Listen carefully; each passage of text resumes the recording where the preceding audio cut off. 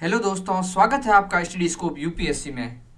हम यहाँ पर जो मैंने 2024 का पेपर दिया था जीएस का, उसको डिस्कस कर रहे हैं कि एग्जाम हॉल में मेरा क्या माइंडसेट था और किस प्रकार से मैंने एलिमिनेशन ट्रिक का यूज़ किया था और किस प्रकार से नॉलेज को अप्लाई किया था वहाँ पर।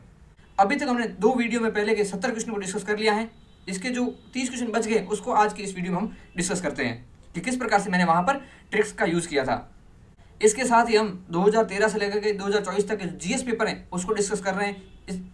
इसी क्रम में हमने अभी तक 2013 और 14 का पूरा पेपर डिस्कस कर चुके हैं, जिसको आप प्लेलिस्ट में जाके देख सकते हैं। बहुत ही ज़्यादा इफेक्टिव वीडियो है, आप एक बार बस चेकआउट कर लेना। साथ ही में जो अपने दोस्त हैं उनके साथ इस वीडियो को जरूर शेयर करना। अगर इस वीडियो पर रिस्पॉन्स अच्छा आएगा तो 2023 का जो पेपर था उसको भी मैं यहाँ पर इसी प्रकार बताऊंगा कि एग्जाम हॉल में मैंने उसको कैसे किया था। और उस टाइम कट ऑफ थी 75 और मेरे मार्क्स आए थे 88, तो कट ऑफ से 13-14 नंबर ज़्यादा ही थे। तो चलिए शुरू करते हैं। आज का पहला प्रश्न है, निम्नलिखित विमान पत्रों पर विचार कीजिए। यहाँ पर 3 विमान पत्र दे रखे थे, इनमें से पूछा था कि इनमें से कौन सी ग्रीनफील्ड परियोजना के रूप में है। अब 2 प्रकार की परियोजना होती है, एक होती है ब्राउनफील्ड और एक होती है ग्रीनफील्ड। ब्राउनफील्ड वो होती है जिसमें पहले से कोई अवसंरचना बंद रखी होती है, उसमें बाद में उसको सुधारा जाता है। ग्रीनफील्ड में यानी कि पूरे की पूरी नई बिल्डिंग खड़ी होगी, मतलब पहले वहाँ पर कुछ नहीं था, वहाँ से पूरा का पूरा अब अवसंरचना का निर्माण होगा, उसे बोलते हैं ग्रीनफील्ड। तो यहाँ पर ग्रीनफील्ड के बारे में पूछा था, तो इसको मैंने कैसे किया। यहाँ पर एक नाम है विजयवाड़ा। विजयवाड़ा कहाँ पर है? आंध्र प्रदेश के अंदर। ये कब सुन रखा हमने? ये साउथ की मूवीज़ में बहुत बार आता है। साउथ की मूवीज़ में इसका विजयवाड़ा का एयरपोर्ट भी आता है। तो जो जब मूवी देखते हैं तो जो तेलुगु इंडस्ट्री है उसमें विजयवाड़ा जा रहा है, एक्टर या एक्ट्रेस विजयवाड़ा जा रही है, बहुत बार सुना होगा। तो ये विजयवाड़ा इतना फेमस सिटी है, तो यहाँ पर एयरपोर्ट तो पहले से होगा ही होगा। मैंने यही सोचा, तो एयरपोर्ट पहले से वहाँ पर है, तो यहाँ पर ग्रीन फील्ड परियोजना क्यों होगी? होगी तो ब्राउन फील्ड होगी। ग्रीन फील्ड तो वहाँ होगी ना जहाँ पे एयरपोर्ट पहले से था ही नहीं और अब बन रहा है। इसको मैंने एलिमिनेट कर दिया। मुझे डोनी पोलो विमानपत्तन कहाँ है पता भी नहीं था। अभी भी हालांकि पता नहीं डोनी पोलो पत्तन कहाँ पर है, और कुशीनगर अंतर्राष्ट्रीय विमानपत्तन ये भी नहीं पता था, लेकिन विजयवाड़ा के बारे में पता था। तो तीसरा एलिमिनेट कर दिया, तो आंसर आ गया ए, जो कि सही आंसर था। 72 क्वेश्चन एकदम एनसीईआरटी का बेसिक प्रश्न था, जिसमें जल वाष्प के बारे में पूछा गया है। एकदम साधारण प्रश्न 11th के एनसीईआरटी का है, फिजिकल जियोग्राफी का। इसमें पूछा है कि जल वाष्प के संबंध में कौन सी कथन सही है। यह एक गैस है जिसकी मात्रा ऊंचाई के साथ घटती है। एकदम जल वाष्प वाला जो चैप्टर आता है उसके अंदर पहली लाइन यही है। और दूसरा, ध्रुवों पर इसका प्रतिशत अधिकतम होता है, ध्रुवों पर इसका प्रतिशत बहुत कम होता है। ये था दूसरा गलत, पहला सही, आंसर ए। 73 क्वेश्चन था, ये भी जो कोपेन वाला चैप्टर है फिजिकल जियोग्राफी का 11th की, उससे लिया गया है। सीधा सिंपल प्रश्न है, सीधा एनसीईआरटी में दिया हुआ है, लेकिन गलत हो गया है। कोपेन वाला चैप्टर है भाई साहब, बहुत ज़्यादा टफ है, याद ही नहीं होते उसमें, आपको भी दिक्कत आ रही होगी। तो इसमें इसका आंसर डी है, मैंने ए कर दिया था, गलत था। 74 कोरियोलिस बल, एकदम जियोग्राफी का बेसिक प्रश्न। ऐसे प्रश्नों को गलत करना ही नहीं है, सीधे की सीधे जो एनसीईआरटी से उठकर आए हैं। यहाँ पर पूछा, यह पवन वेग की वृद्धि के साथ बढ़ता है, बिल्कुल सही बात है। और यह ध्रुवों पर सर्वाधिक होता है, भूमध्य रेखा पर विद्यमान नहीं होता है। कोरियोलिस बल के बारे में जो बेसिक बातें होती है ना, सबसे सिंपल बातें, वही पूछी है, आंसर सी, जो कि सही है। 75 था कि प्रत्येक वर्ष 21 जून को निम्नलिखित में से किस अक्षांश या किन अक्षांश पर 12 घंटे से अधिक समय तक सूर्य का प्रकाश विद्यमान रहता है। 21 जून को होती है उत्तरी गोलार्ध में गर्मी, यानी कि जो उत्तरी गोलार्ध है वो सूर्य की तरफ झुका हुआ होता है। अब उत्तरी गोलार्ध सूर्य की ओर झुका हुआ है, तो उत्तरी गोलार्ध की कोई भी जगह होगी वहां पर सूर्य 12 घंटे से अधिक होगा। आपको पता भी होगा कि 21 जून वाला दिन होता है सबसे लंबा होता है और 22 दिसंबर वाला सबसे छोटा दिन होता है। तो यहाँ पर बात कर रहे हैं उत्तरी गोलार्ध की, तो उत्तरी गोलार्ध में यहाँ पर इनमें से कौन से हैं वो सही हो जाएगी, बाकी वाले गलत हो जाएंगे। उत्तरी गोलार्ध में एक तो है कर्क रेखा और एक है उत्तरी ध्रुवी व्रत। यहाँ पर तो 6 महीने दिन रहता है, तो आंसर आ गया सीधा डी, एकदम बेसिक प्रश्न। और यही प्रश्न सेम कब पूछा गया था? 2022 के अंदर। 2022 में ये प्रश्न पूछा था, रिपीट हुआ है। 76 क्वेश्चन पूछा है कि पीठभूमि जो जीवाश्म ईंधन से होने वाले लगभग 3 वर्ष के वैश्विक कार्बन उत्सर्जन को धारण करता है, जिसके संभावित विनाश से वैश्विक जलवायु पर प्रतिकूल प्रभाव पड़ सकता है, निम्नलिखित में से कौन सा सही है। विश्व की सबसे बड़ी उष्णकटिबंधीय पीठभूमि कौन सी इनमें से? यह प्रश्न सबने गलत किया है, सबने अमेजन बेसिन ही किया है। मैंने भी पहली बार देखते सीधा अमेजन बेसिन कर लिया, लेकिन 2023 में ही कांगो बेसिन का प्रश्न आ चुका है, कांगो रिवर के बारे में। 2023 का पेपर खोल के देखना, उस टाइम मैंने उसको एनालाइज किया था अच्छे से, कांगो बेसिन के बारे में पढ़ा था, वहाँ पर सीधा पता था कि इसका आंसर कांगो बेसिन है। तो देख लीजिए PYQ कितने इंपॉर्टेंट है। 76 क्वेश्चन हो गया, 75 क्वेश्चन हो गया, ये सब PYQ है। तो जो PYQ हम कर रहे हैं उसको आप बहुत ही अच्छे से कीजिए। पहले मैं सोचता था कि PYQ से 15 से 20 प्रश्न आते हैं, अब मैं जब ये पेपर एनालाइज कर रहा हूँ 2013 और 14 का किया है, उसके बाद मेरे को लगता है PYQ से कम 60 से 70 क्वेश्चन आते हैं। सारी जो थीम होती है वो PYQ से रिपीट होती है।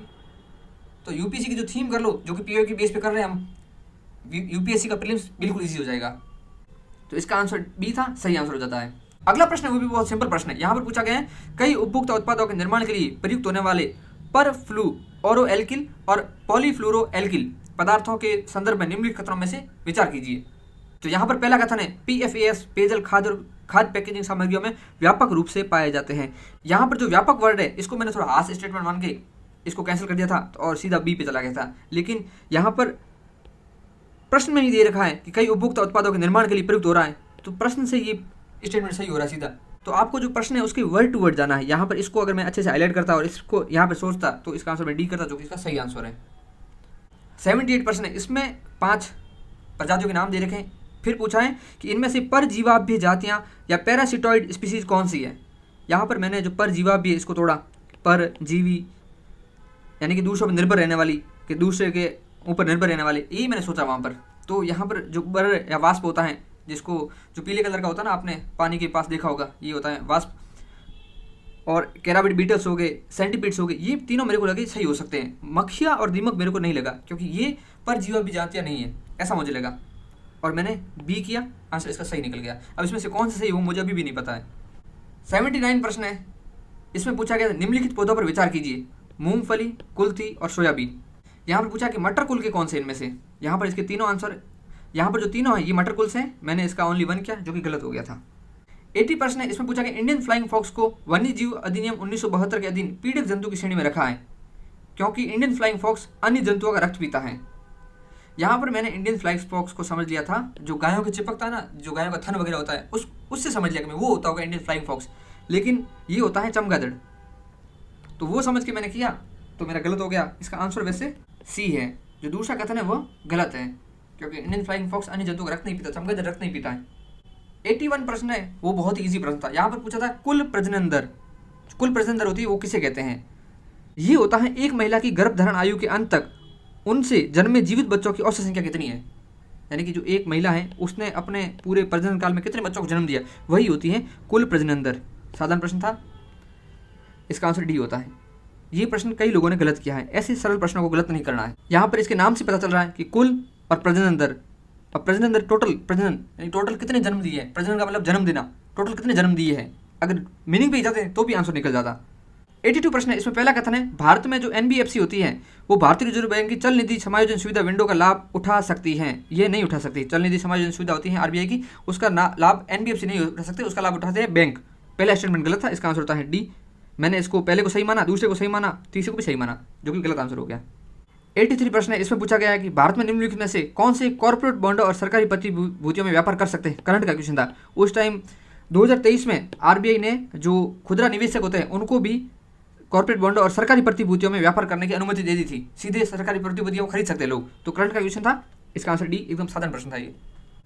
84 क्वेश्चन था, इसमें पूछा था कि इन तीनों में से कौन से वित्तीय लिखित है, फाइनेंशियल इंस्ट्रूमेंट कौन से इनमें से।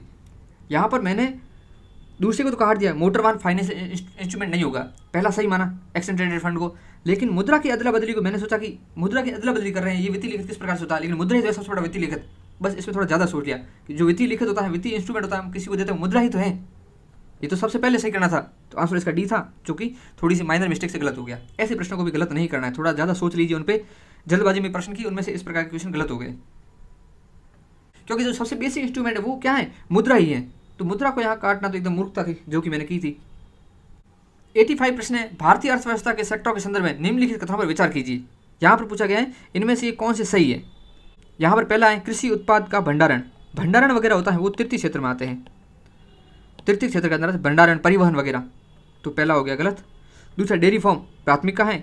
खनिज की खोज आता है प्राथमिक क्षेत्र के अंदर, तृतीय क्षेत्र गलत हो गया। और कपड़ा बुने द्वितीय क्षेत्र का पार्ट है, क्योंकि उद्योग से संबंधित हो गया ये, आंसर इसका बी सही। ये बेसिक NCERT का प्रश्न है और बेसिक अंडरस्टैंडिंग का प्रश्न है। इस प्रकार के प्रश्नों को थोड़ा सोच के, थोड़ा शांति के साथ, गहरी सांसें लेके इजीली किया जा सकता है। जल्दबाजी में ऐसे प्रश्न हमेशा गलत होते हैं। 86 प्रश्न है कि यहाँ पर 4 सामग्रियाँ दी गई हैं। इसमें पूछा गया उपयुक्त में से किसका उपयोग संधारणीय विमानन ईंधन के उत्पादन के लिए फीड स्टॉक रूप में किया जा सकता है। कैन का यूज़ मैंने पहले बता रखा है। जब कैन का यूज हो रखा है तो वो दे रहा है वाइड स्पेस दे रहा है आपको, भरपूर यूज़ कीजिए उसका। कर सकते हैं, आज नहीं कर रहे, कल करने लगे तो। यहाँ पर आपको आज का नहीं देखना है, आगे का भविष्य का सोच के करना है। भविष्य में कुछ भी हो जाए, क्या पता, हम फालतू में रिस्क क्यों ले। तो आंसर करो all of the above, C answer इसका, जो कि सही था। 87% में भौतिक पूंजी के बारे में पूछा गया है। भौतिक पूंजी दो प्रकार की होगी, एक होगी कार्यशील पूंजी, एक होगी स्थिर पूंजी।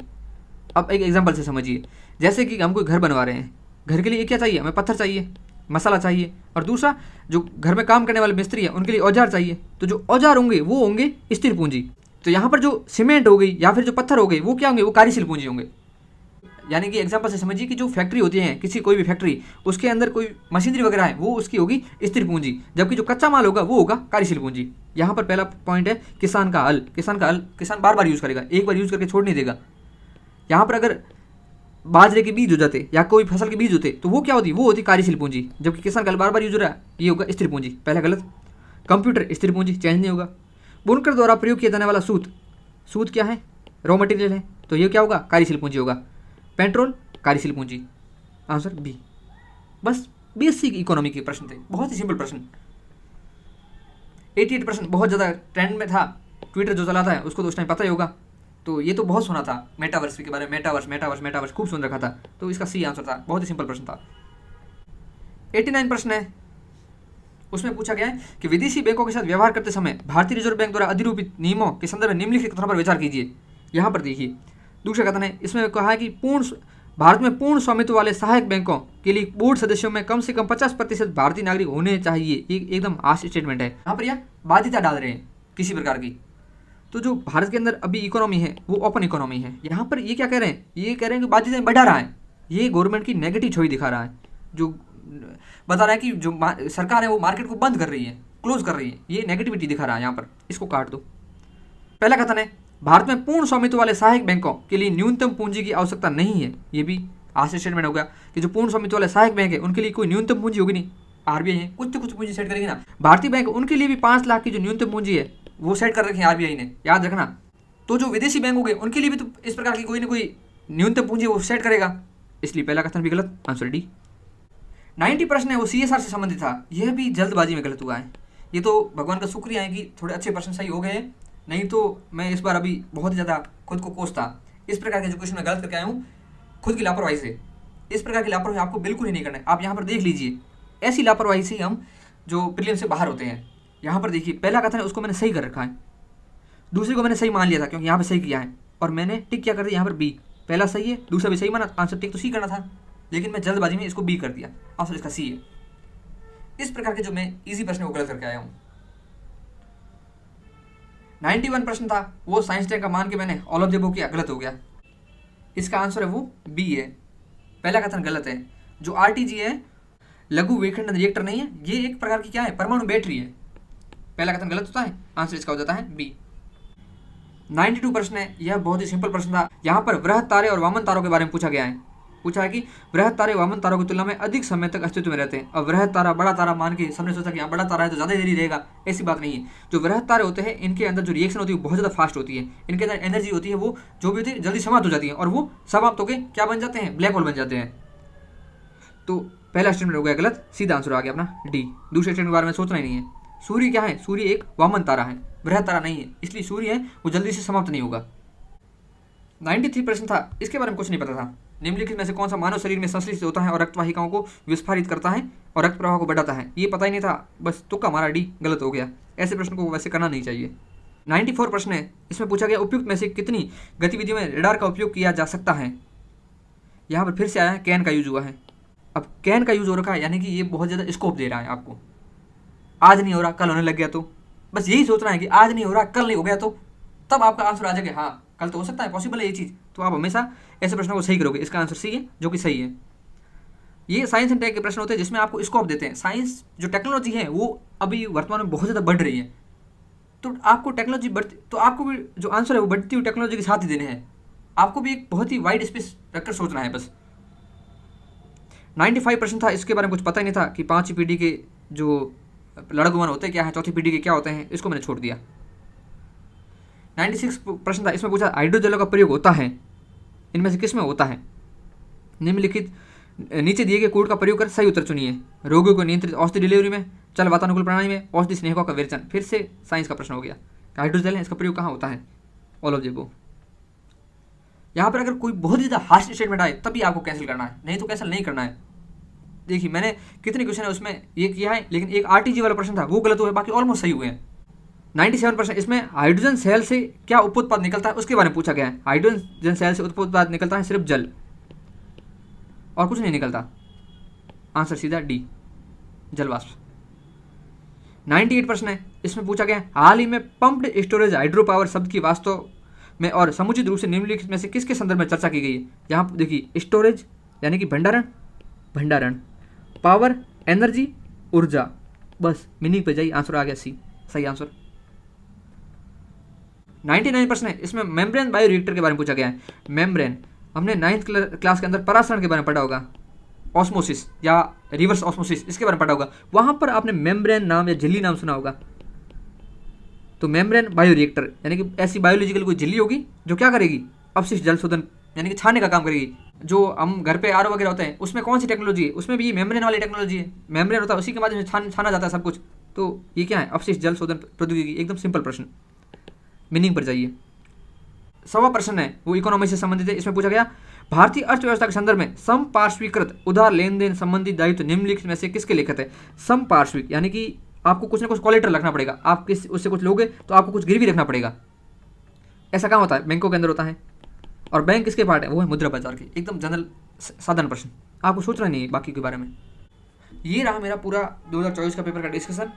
मैंने टोटल प्रश्न किए थे 97, इसमें से मेरे सही हुए हैं 70 से 71 के बीच में। अब ऑफिशियल आंसर की आएगी तब थोड़ा ऊपर नीचे हो सकता है, लेकिन अभी जो दृष्टि की आंसर की उसके अकॉर्डिंग यही है। तो टोटल मेरे नंबर बनते हैं 122 से 123 के बीच में। अब आप देख लीजिए, मैंने कम से कम 6 से 7 क्वेश्चनों में बहुत ज़्यादा सिली मिस्टेक की है, लेकिन फिर भी अच्छा स्कोर कर पाया हूँ, क्योंकि जो मैंने बेसिक जो लॉजिक है उनका अच्छे से यूज़ किया। हर क्वेश्चन में थोड़ा अच्छा सोचा। जो कैन, जहाँ पर कैन यूज हो रखा है या जो साइंस टैग का प्रश्न है जिसमें स्कोप दिख रहा है आपको, वहाँ पर उसके अकॉर्डिंग सोचा, यानी कि पूरा का पूरा लॉजिक का यूज़ किया। अब आपके साथ मैंने पूरा मेरे पेपर की स्ट्रेटजी साझा की। अब आप खुद आइडिया लगा दीजिए यहाँ पर नॉलेज ज़्यादा काम आया या लॉजिक ज़्यादा काम आया। हाँ, ये बात जरूर है, नॉलेज के बिना लॉजिक बिल्कुल नहीं लगेगा। नॉलेज की बहुत ज़्यादा आवश्यकता है। तो नॉलेज तो आप बार बार रिवीजन करके ला ही सकते हो, बार बार रिवीजन कीजिए। 5 से 6 बार रिवीजन करके जाइए एग्जाम हॉल में, तो आपका नॉलेज फुल हो जाएगा। नॉलेज की कहीं कमी नहीं होगी। कमी होगी सिर्फ और सिर्फ आपके पास कॉन्फिडेंस और लॉजिक की। उसको आप ट्राई कीजिए अभी से। रिवीजन तो आप कर ही रहे हैं, वो तो आपको 50% काम आएगा, लेकिन 50% आपके लिए काम आएगा लॉजिक, जिस पर हम वर्क करते नहीं है। लॉजिक या फिर जो गैस पावर हो गया या फिर जो कॉन्फिडेंस हो गया, उस पर हम काम नहीं करते। हमें उस पर काम करने की बहुत ही ज़्यादा आवश्यकता है। मैं 2023 का पेपर भी इसी प्रकार से डिस्कस करके बताऊंगा कि मैंने एग्जाम हॉल में कैसे किया।